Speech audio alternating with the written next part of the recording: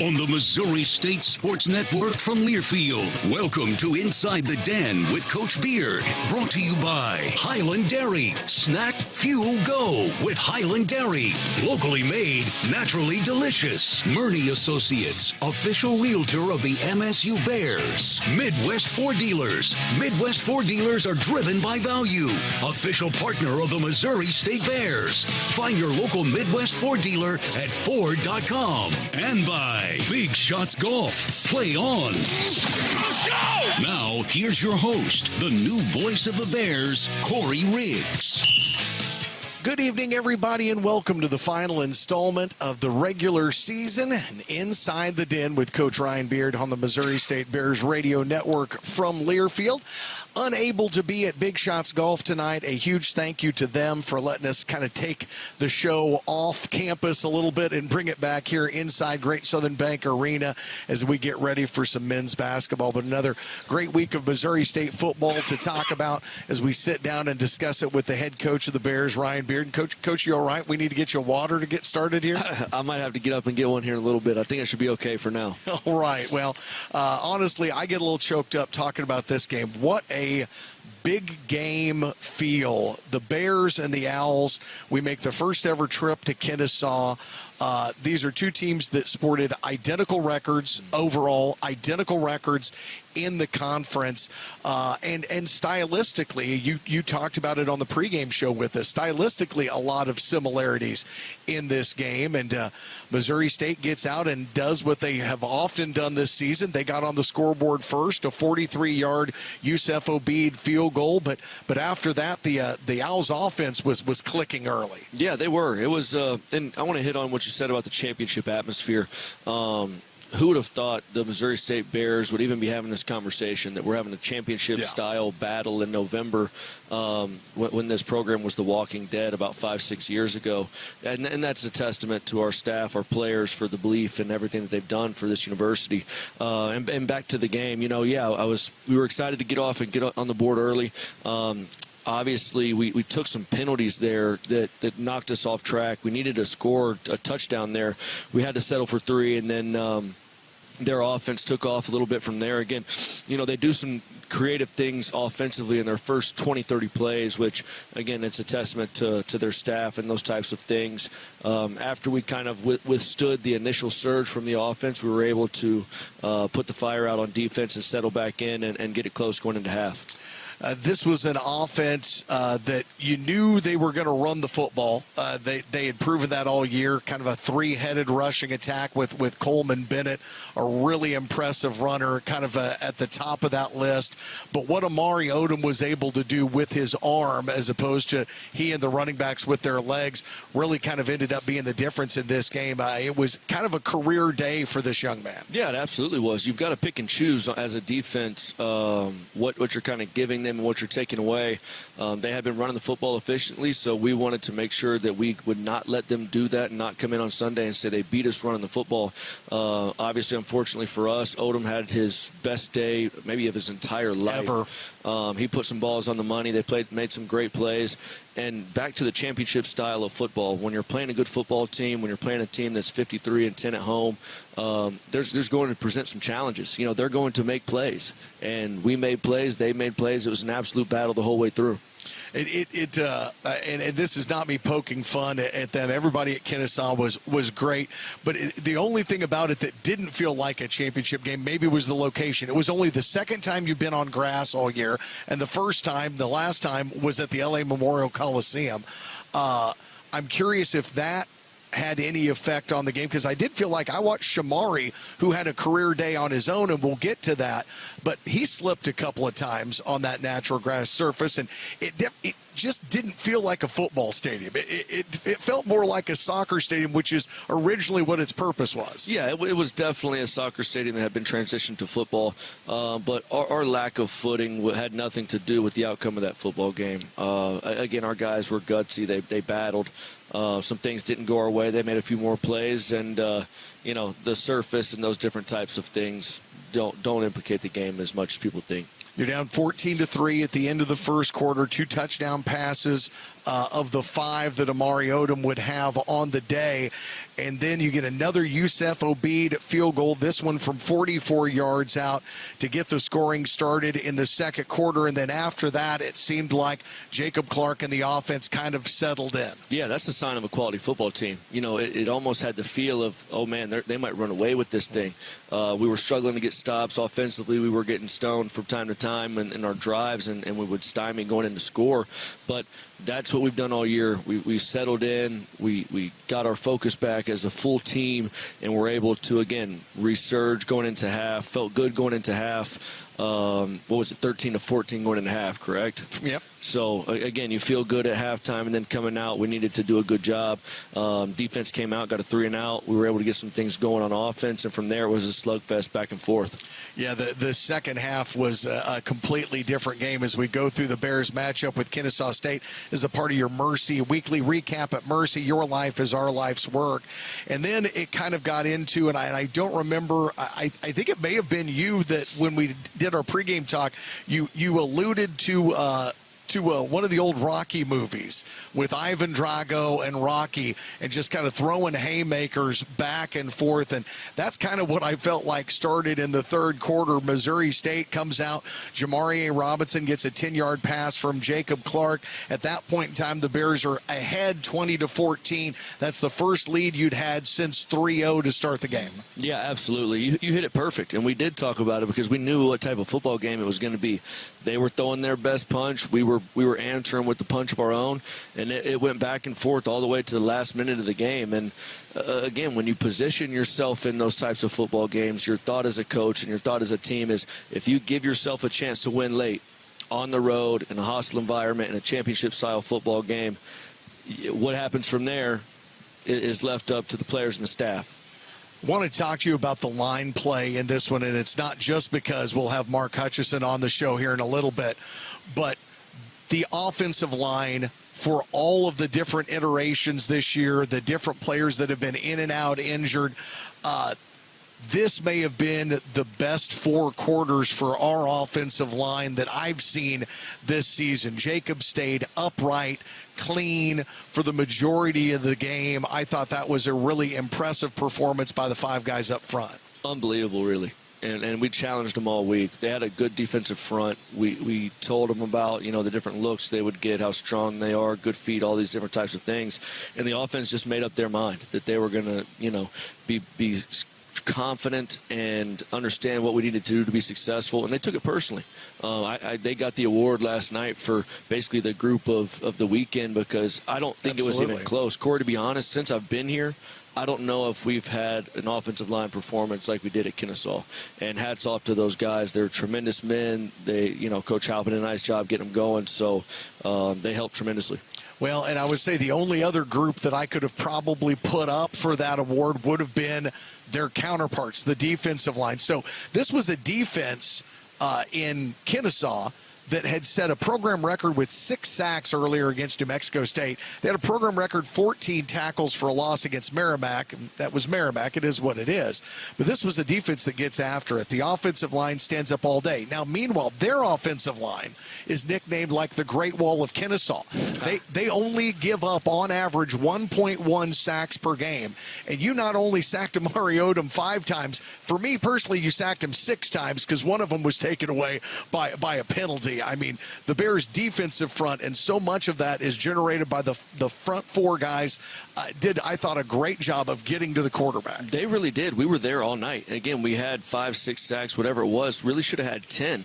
I mean, Odom got out of a multitude of those by himself with his strength, his size, his elusiveness. He's a hard player to bring down. But again, the defensive front did a nice job. The defense was uncharacteristic in regards to the explosives, and I think we'll hit on that about the wins and losses of the game. Yep. That was really the difference, our inability to eliminate explosive plays, because you never really had consistent drives. It was a big play here and there that kind of got us. Well, and a lot of the scoring plays for them, Kopic's touchdown pass was a 32-yard touchdown. That's right. Binyard's first touchdown reception was 41 yards. Binyard's second touchdown reception was 31. They didn't score on you in the red zone, every one of their 5 touchdown passes was from 25 yards or further out. That's exactly right. And, some of that was by scheme of you got to stop the run. You got to stop a running quarterback. You got to stop one of the best running teams in the conference. You're going to have to get in some one-on-one situations. And we had shown up to that point that we were up to the task. You sit there and you go, picked a bad day to have a bad day. That's just the reality of our business. That's the reality of a human sport, and it happens. Well, this was a tight game, back and forth the whole way in the second half until we got to the Bears being down in the game. Missouri State needed a big play to get the game tied up in the final 5 minutes. Your Bud Light play of the game from this one. Bud Light, a proud sponsor of Missouri State Athletics. Easy to drink, easy to enjoy. Didn't see a lot of 70-yard touchdown runs this season, but we saw one on Saturday. On his 16th carry, Shamari going over the century mark again for the 3rd time this season, along with his games against FIU and UTEP. He will run it again behind the right side, and down the middle he goes. Shamari Lawrence crosses midfield. He's got one man to beat at the 10, at the 5. House call. Shamari Lawrence breaks back and gets Missouri State right back into the game. He did. He tied the game up at 34 all. The final score in this one, 41-34. It just seemed like there was going to be one chance for one team to have the ball at the end of the game, and in this one it happened to be Kennesaw State. They scored with 27 seconds left. They did, and again, you sit there and you look at the differences in the football game. We already talked about the explosive play battle, and then the turnovers. We had 2 turnovers. We couldn't force any.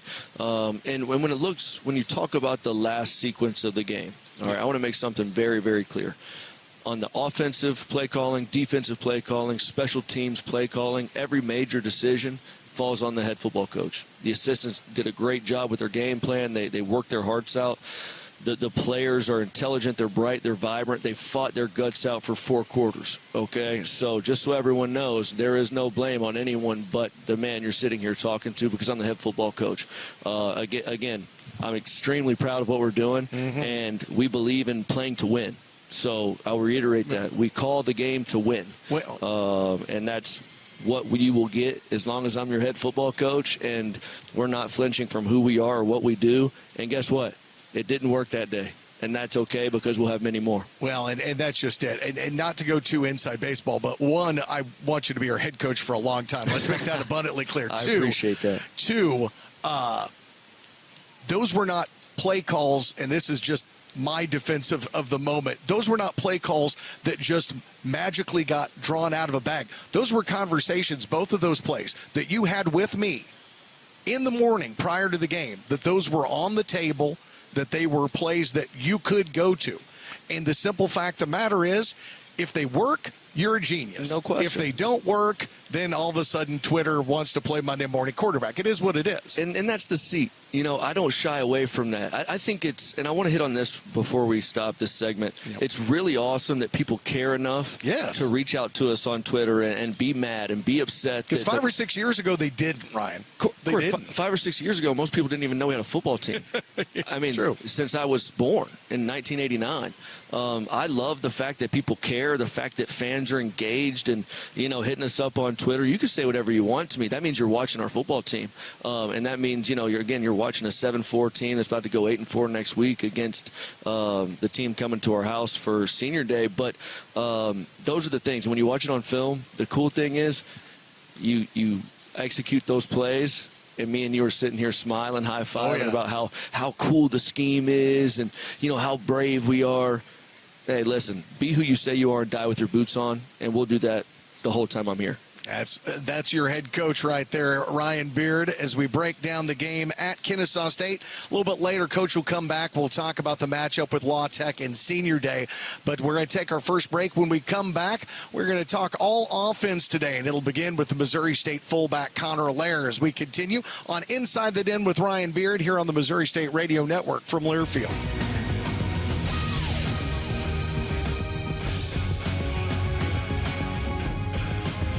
Welcome back to Inside the Den, everybody, here on the Missouri State Radio Network, brought to you by Big Shots Golf and by Kohl's. Kohl's has the gifts that are on their wish list and yours. They've got them all in one place, from beauty favorites and cozy outfits to hosting must-haves and top toys. You can find great prices on presents for everyone at Kohl's and Kohls.com.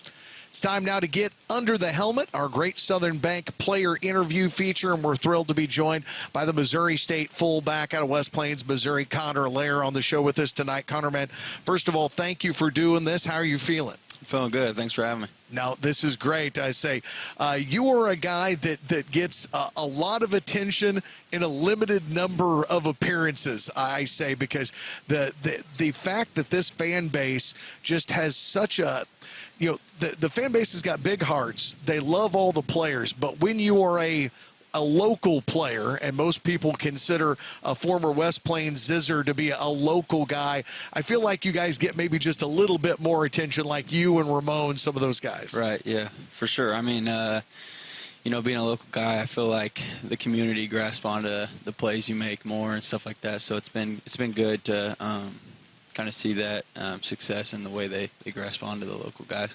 Well, I say I had one. We joked about it out at Big Shots a couple of weeks ago. The play you had against UTEP, and fullbacks won, and we'll get into this a little bit. Fullback's kind of a dying breed, right? I mean, do you feel like you're just kind of? I mean, is there technically anybody else on the roster that's a fullback, or are you it? I think I'm it. Yeah. I think you Mark, are. Mark, actually. Mark. Okay, yeah. we'll talk to Hutch about that here in a minute. But it's I don't want to say it's a dying art form or anything like that, but there's just not a lot of call for it in the game. The game is so dominated by passing, but some of your biggest plays in the last couple of years have come in the passing game. You've caught more passes than you've run the rock. No doubt. Well, that play against UTEP, we were talking about it before we started recording this segment, and I said, I don't know that I've jumped out of my chair faster on a play. I say, do you remember what the play was? I remember the play. I don't know necessarily if I'm allowed to say like the correct play call, but no, not the play call, but just your route and what you were doing. You got the ball out on the far side of the field and had a good amount of room to run, right? Yeah, definitely. Yeah, I went out in the flats, and then I saw it was just me and another guy, so I knew I wasn't going to the sideline, so it was either me or him going down. Well, and it ended up being him going down and in reverse of all things. He went flying backwards. It was one of the most spectacular hits by an offensive player I've probably seen all year. Most offensive guys try to run away from contact. You seem to like to initiate it. Oh, for sure. I two-way player in high school, played a lot of linebacker, so I got to take advantage of the times when I do get the hit anymore on offense. You were a great two-way player. 720 yards on 87 carries, 20 touchdowns back in 2021. Defensively, you had 90 tackles. You had 21 and a half TFLs, 10 and a half sacks. Did you like one side of the ball more than the others? Coming to college, was it your decision? Was it the coach's decision? How did you end up being fullback versus maybe playing defense? They kind of left it up to me, but I just said whichever, position is going to get me on the field the fastest. That's where I want to play. So it's just about opportunities, right? And so much of college football is about what you do with the opportunities that are presented to you. Yes, sir. You spend time on special teams as well. What do you do on special teams? I really do it all. I'm on every single teams we got. I'm a backline guy for kickoff return. I'm on kickoff. Punt return and punt. I'm on it all. You'd say anytime the ball's in the air like that, you're out there. Yeah, no doubt. It's there's a lot of that work to be had as we're talking to Connor Lair here, the Great Southern Bank Under the Helmet feature. Great Southern Bank, understanding what really matters. Member FDIC. So junior season now for you, coming to an end. One game left against La Tech. You heard what Coach Beard had to say earlier. What has this season been like for you? I mean, this move up to FBS 1, let's start with this. When you left West Plains and you moved to Springfield, and you're in your first year here. Did you think there would be a possibility to play at the LA Memorial Coliseum, to go on the road and beat Marshall, that those FBS games would be games you'd get to play in? I would say at first, no. I mean, we believe in the system that Coach Beard's running, and so, I mean, later, but early on, I realized that going into my sophomore and junior year when Coach Beard took over. And then what do you think when you talk about this, one game left on the regular season schedule, La Tech this week, looking back on this first season, do you think it could have gone much better than it has? Besides beating Kennesaw, I don't know. Yeah, that was a close one. Of course, both the games. I mean, the Western Kentucky game. Right. I mean, you guys, even though Jacob went down in that game, that was a game that you guys were still in all the way till the final minutes. Right, no doubt. Yeah, I mean, we've played tough, and we've had some close games, and luckily more of the close games we came out on the other side. Well, so you get ready now. Does your family have big plans for Thanksgiving this week, seeing as how, in comparison to a lot of the guys, you're closer to home? Not that West Plains is a short drive, but you're closer to home than a lot of your teammates. Yeah, I think I'm end up going to stay up here. I mean, we get done at 11:30, but my family's is in the morning, so I'm sure they got big plans, but I'm happy to spend it here with the guys. No, it sounds like it'll be a good time and another great team bonding experience for you all. And I tell you what, wishing nothing but the best of luck against La Tech this weekend, and I hope you have a happy Thanksgiving, man. Yes, sir. Appreciate it. You too. Thank you. Connor Lair joining us on the show, the first of two Great Southern Bank Under the Helmet features. When we come back, we will switch things around and talk to Mark Hutchinson, a Bear who has, I got to look this up, but I think has made 33 consecutive games, or 34. I'm going to have to look up the number to be sure, but he has been an Iron Man for the Bears on the offensive line. We'll talk to him next as you're listening and watching to Inside the Den from the Missouri State Bears Radio Network in Learfield.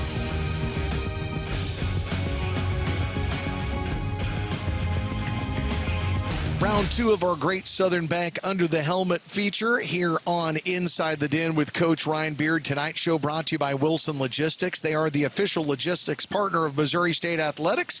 In the case of the football team, they help get all the Bears gear up and down the highway.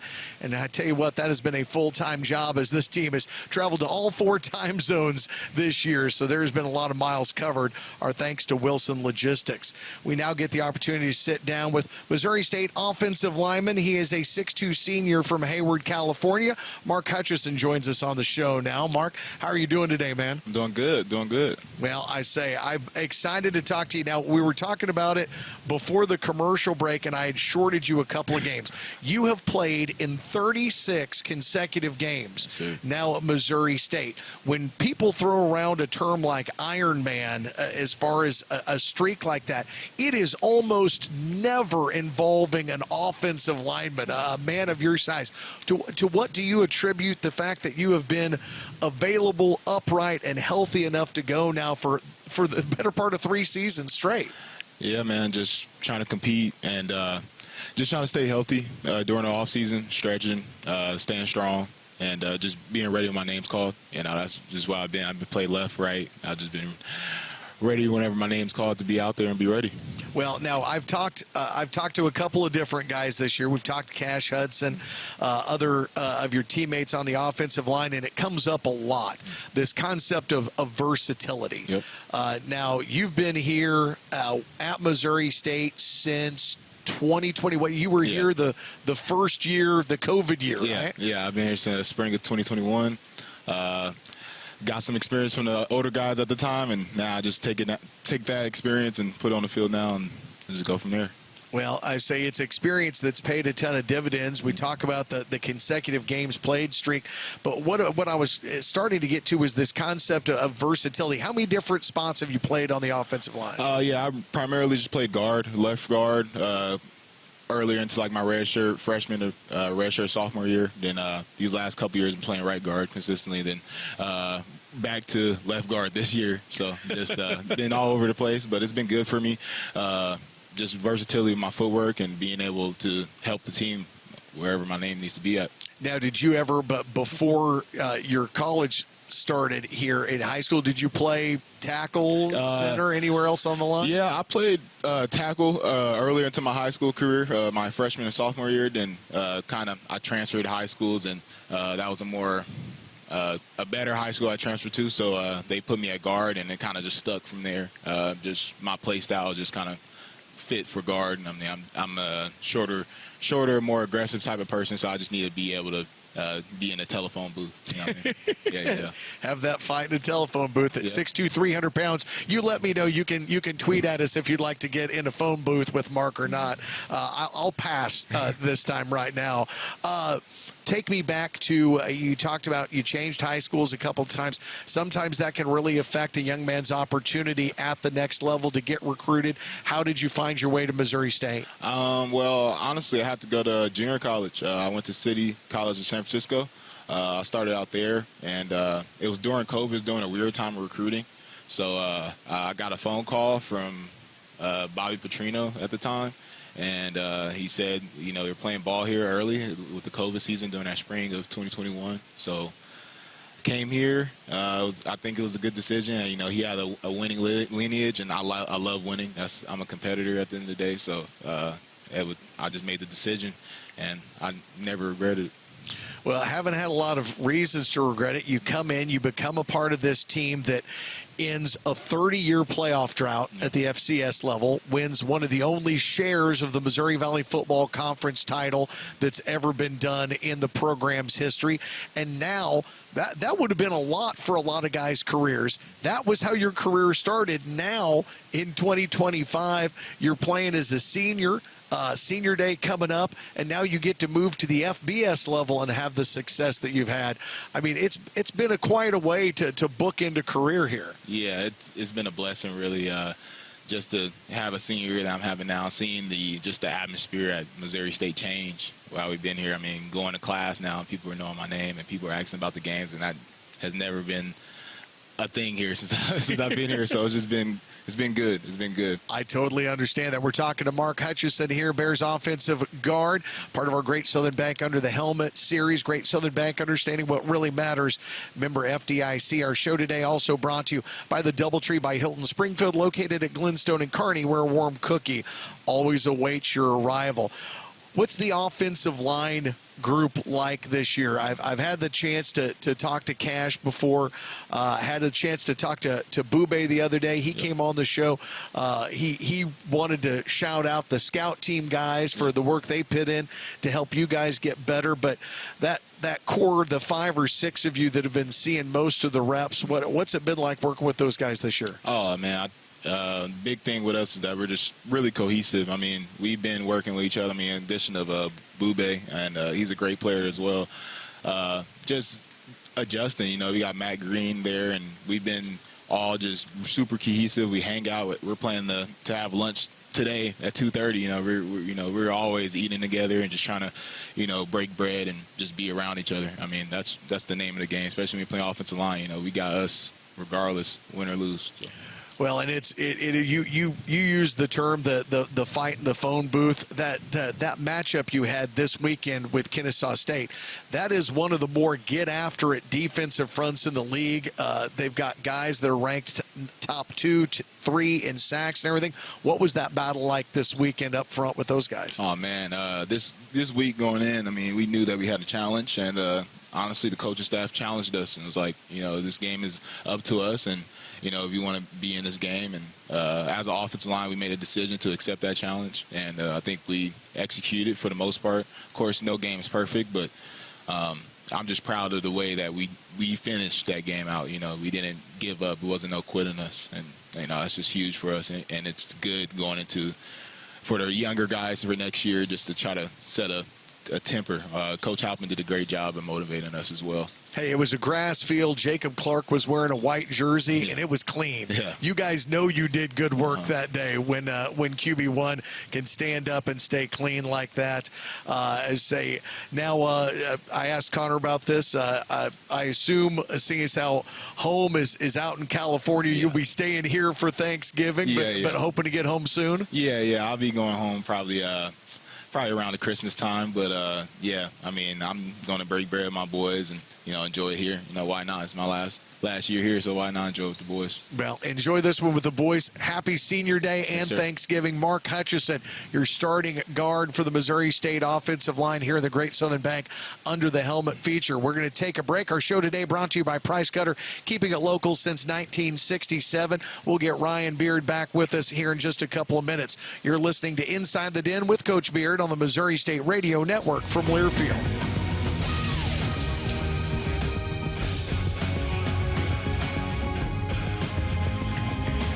Welcome back to Inside the Den tonight, on location inside Great Southern Bank Arena. Again, our thanks to Big Shots Golf for letting us move on campus for this one, as it'll be another busy day in around the Missouri State Athletics Department here. And our thanks to Big Shots Golf, who have been our home all season long. And don't forget, Missouri State is at home on Saturday, Senior Day, as the Bears will take on La Tech. The Bulldogs come to town for the regular season finale here in Conference USA. Ryan Beard, the head coach of the Bears, rejoins us now, and very enjoyable talking to a couple of guys that not new faces to the program. These are guys that have been around for a while. Heck, Mark is in his sixth year at Missouri State. Yeah, those are the elder statesmen of this program, and kind of the pulse and the heartbeat of what makes us tick, what makes this place special.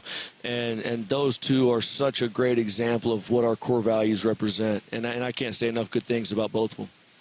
Well, I say it's definitely been fun. It's probably my favorite part of the show each week, is to get to have some of your guys come in and give our fans an opportunity to get to know them a little bit better beyond just the number 40 or the stats that they see on Twitter at the end of the game, and say, well, heck, a couple of weeks ago we had 3 players on.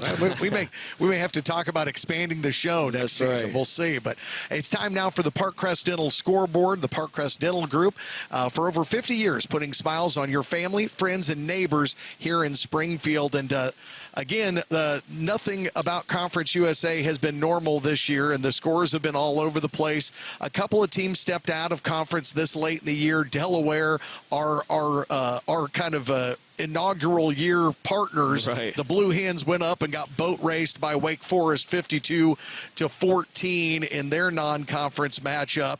The other non-conference matchup, though, involved your alma mater, and it was a 3-point game, Coach. LSU 13, Hilltoppers 10. Unbelievable. I mean, you look at both sides of the coin with those late game big matchups.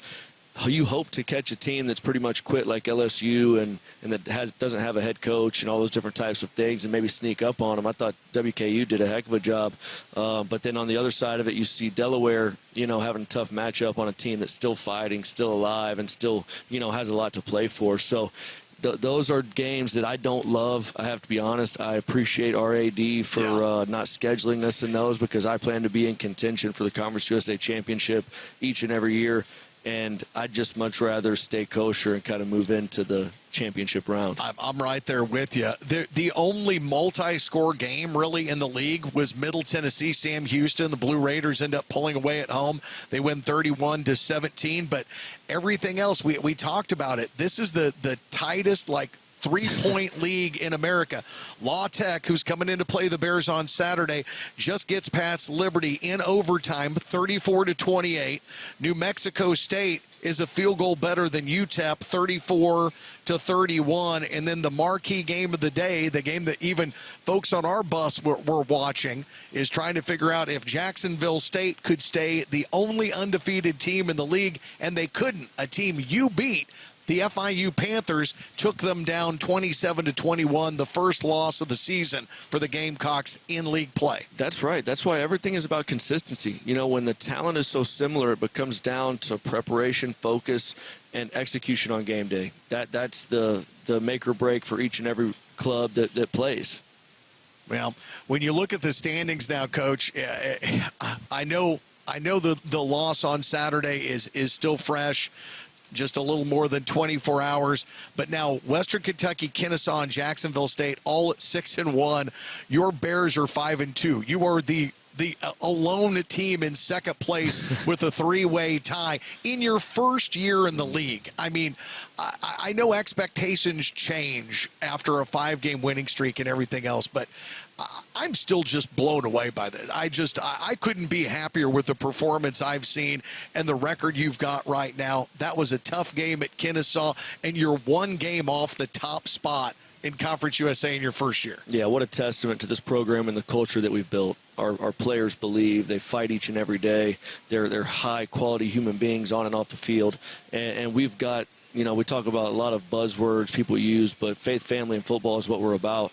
And I've said it previously, there's been a bunch of godly moments this year that have really impacted our football team and that we'll remember the rest of our lives. And, yes, I can promise you there are not very many Bears fans that expected this to happen, and it's here to stay. No, and I think back to what people were pointing to, and they said, hey, Delaware may come in and be at the top of this league. They're not where the Bears are. They're 3-4.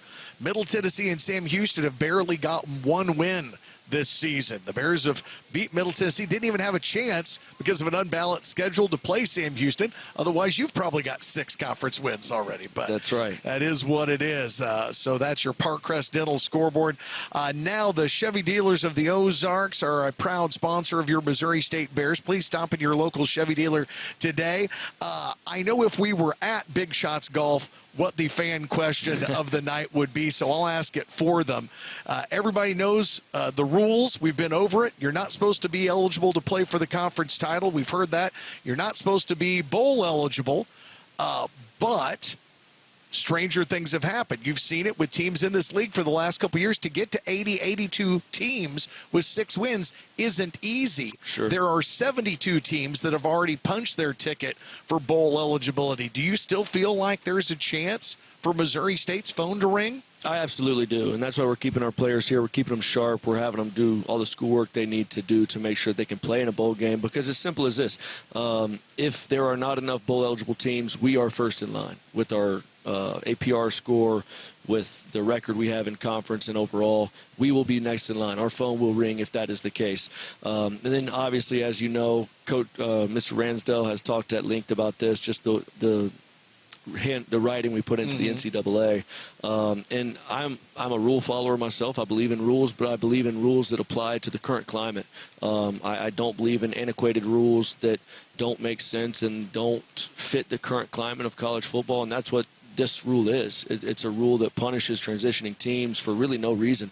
So I hope that the NCAA, and I'm an advocate for student athletes, whether it's this year it gets passed, whether it's another team in the future, I think that student athletes should have each and every opportunity possible to showcase their skills, build their brand, collect more NIL money, all those types of things that bowl game do.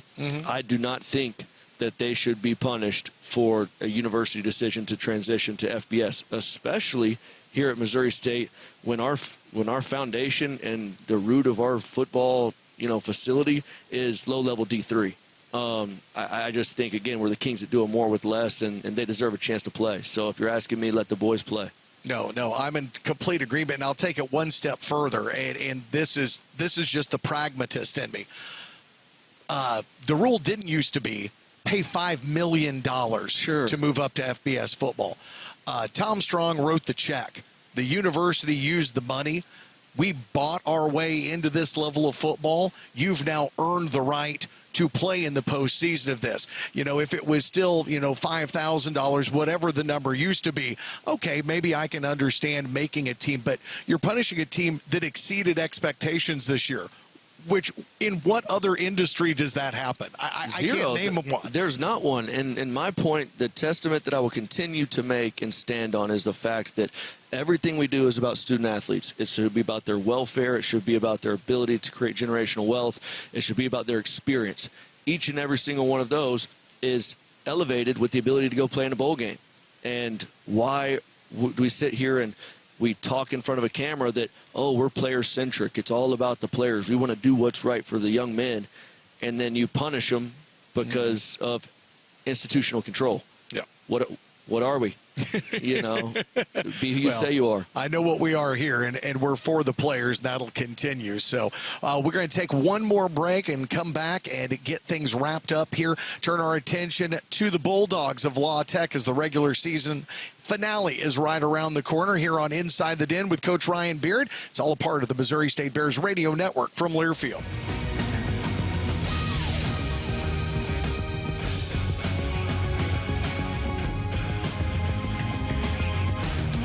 Welcome back one final time to Inside the Den tonight. Here just playing back right before the Bears and Long Island University men's basketball game on KWTO.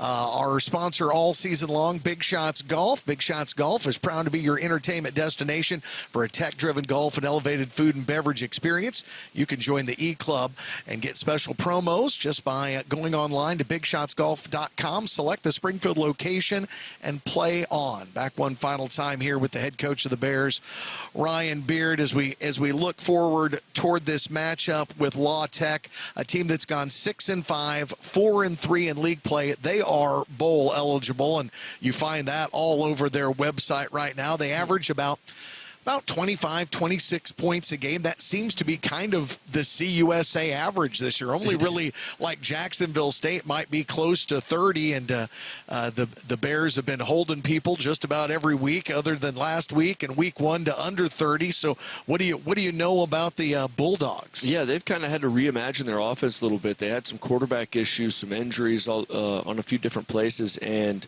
like when you look at their recipe for success last week, it was run to win, run to win, run to win. They're a tough physical football team. It's going to be an absolute battle. They're well coached. Sonny does a really nice job for those guys. Obviously, they're transitioning into their new league, going into the Sun Belt. Mm-hmm. So we would love to not only get a win for our university, but also the conference itself. Send them off with a loss is not a bad thing. Yeah, no doubt. And it's senior day. I think our guys will be cranked up, ready to go in front of their families. We got a bunch of guys, having a bunch of people flying in, driving in. What a special moment. And I would be remiss not to say something about the seniors, just how special of a group they are. They've been to hell and back at Missouri State football. Yeah. Coming in and just basically buying into the idea that we could be good. There was no proof that we would ever be good except a belief in a process that's been proven at other places. And they totally bought in. They believed in each other. They believed in their cause and have created history each and every week of this season. And they will forever be in the debt of our university and Springfield itself. No, I say I know this is probably a question too early in the week, but so much has changed over the last couple of years with the transfer portal and eligibility rules and everything. Do you know how many guys you're going to recognize on Saturday? Ballpark? Yeah, ballpark 25. Wow. Yeah, that's a big group. We've got a bunch, and again, they're all great. This is what's different. I've been watching some TV and radio and media stuff, and they're saying their head coach doesn't know their name. They don't know their position coach. Like, this is not our group. We love each other. We know each other's names. We know about each other's families. We'll be hugging. It's such a good family atmosphere, man. And that's our point of difference here at Missouri State, and that's how it'll always be. Well, and even I can speak to that. I was telling you right before we started rolling on this. Got a text from your dad on Sunday. I mean, I don't know how many other play-by-play guys out there get texts from the coach's dad on Sunday talking about the game, wanting to look forward to the next game. But that's the type of culture and environment that you've fostered here, and it's a special one. So 25 or so seniors being recognized on Saturday. That will be a big day. Of course, this week is Thanksgiving, and you talk about it. It's about faith. It's about football. It's about family. Family is big on Thanksgiving. What are you going to do for the guys this week? Do you have a meal planned for them, and are they going to get a chance to get, if they can get to home, sure, get back? Yeah, family is everything. That's the people who's in the foxhole with you. When you're winning, they're with you. When you're losing, they got your back as well. So we want to keep that point of emphasis. And our guys will be able to practice in the morning. We'll have a great Thanksgiving meal for them at 11:30. We'll break bread, have fellowship as a team, and then they will go their separate ways. We're going to give them the evening off. They need to be able to go, relax a little bit, stay thankful for what they have in their lives and what they're about to go do on Saturday, and then we'll link back up on Friday for our normal Friday, Saturday pregame events. And then the waiting starts, but it sounds like you all have kind of been how long ago did you maybe make up your mind that, hey, we're going to set a schedule and we're going to play like the postseason is on the horizon? Because I don't know that every coaching staff would necessarily do that. It seems to make a ton of sense to me to play like that and schedule like that. But did you go into that day one in the preseason that this was going to be the schedule and you were going to keep guys around and try to get ready if something on December 16th, 17th, 26th pops on the schedule for you? Yeah, I think if you believe in yourself and you believe in what you're doing, there's no other way. You know, you have to begin with the end in mind. You have to have a vision for what you want the year to look like and speak it into existence. You know, I'll be damned if no one believes in us. We believe in ourselves, and we believe in what we do, and we believe in our players, and we believe in our staff. We got a great staff. We got great players. We're going to continue to recruit at a high level. Guys, this is just the beginning of Missouri State's surge, just the beginning. And if we're excited about this year, and, you know, we're still bummed about the Kennesaw loss in the championship-style match, that is a great thing.